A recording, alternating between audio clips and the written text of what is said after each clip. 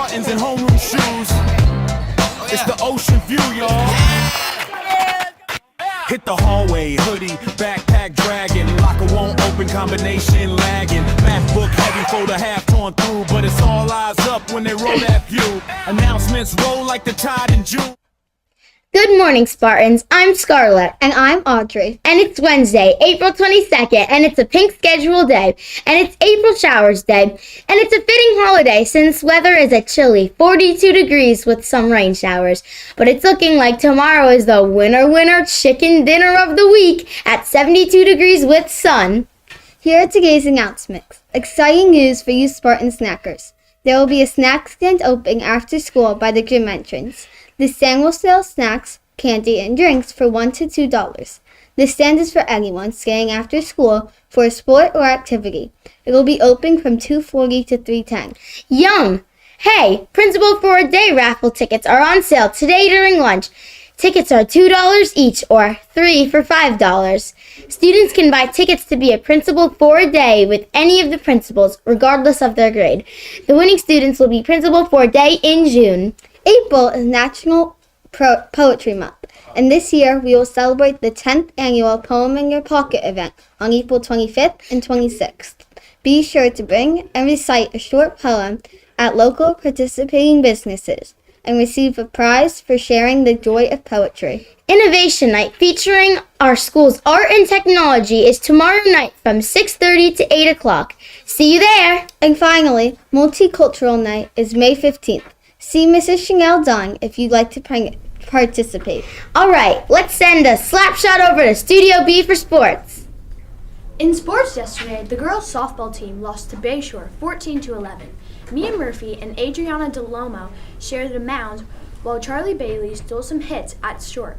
Skylar Grosso energized the lineup with solid singles, while Sloan Fuller had a triple and a double, and Mia Murphy had a triple.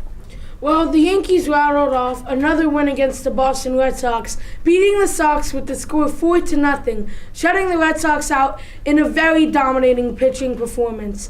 And they play again today, looking to grab another win. In other news, the Phillies lost again to the Cubbies, this time with the score of 7-4. The Phillies managed to grab some runs from their slumping offense, but it wasn't enough. They just chalk up another loss for the Phillies. And then you have the Mets. And the Mets decided that they want to make their losing streak into a natural dozen losing to the Twins 5-3. The sad part is, Mets pitcher Nolan McLean was throwing a perfect game all the way into the 6th inning, getting the Mets' hopes up that their losing streak could finally be over. But then, in the top of the 9th, just like the Mets do, the Mets closer, Devin Williams, gives up 3 runs and the Twins take the win 5-3. The Mets play again tonight where they try to not go for a baker's dozen. I really hope not. And in the NHL, the Flyers will play home tonight against the Penguins in a pivotal matchup. That's it for sports. Back to you, Studio. Okay, that's it for today's show. Let's go out with our featured story this week, the March Madness Vegan Challenge. Have a great day, Spartans! Bye!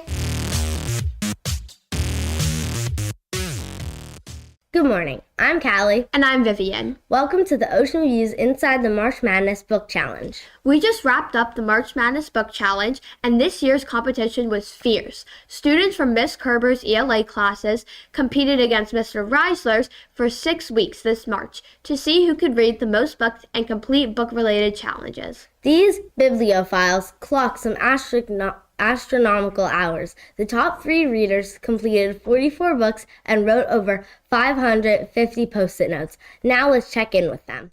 Hi, I'm Addie Roy reporting from the sidelines of the March Madness Reading Challenge. I'm here with the second place winner, Ava Senembrino. Ava, what was your key to that run of books you read in the last week? How did you acquire so many points? I read 4 hours a night and I did my best to reach that goal. I also chose non-fiction books to earn extra points. I also took advantage of the points given for post-its. I racked up 205 post-it points in that last week. What was your mindset going into such intense bout of reading? I liked to read, so it wasn't terrible. I was just trying to read as much as I could to finish my books. I liked the books I was reading, which made it easy. I mostly read Who Was books, 20 in total. Thanks, Ava. Now let's kick it over to Teddy. Hi, I'm Teddy Fatante with third place March Madness reader Natalie Rabun. Natalie, what was your strategy to rack up the most points during each week? When I got home, I started reading immediately, and I gave it my all and tried my hardest. What was going through your mind during that final week? What were you feeling or thinking? I was nervous but also excited. I knew it was going to be a hard week because I was going against such good readers. Thanks so much and good luck next season. Now let's go to the library press conference to check in with Coach Kerber and her key contender. What do you think the key to your victory was in this competition? Just keep moving on to the next round of reading books. What sacrifices did you make to win this challenge? I wake up extra early and I even skip things to read. How did you maintain composure when you knew the other teams were working very hard? I didn't worry about them, I just kept reading. What decisions did you make to choose the specific titles that you read? I read the books that I like, and I mostly read Who Was books because they're nonfiction, and nonfiction is more points. What advice do you have for kids out there who who want to read and compete at this level? Keep reading because you'll need it your entire life. Well, that concludes this episode of Inside the March Madness Book Challenge. We'll see you all next year, and remember, today a reader, tomorrow a leader. Wake up!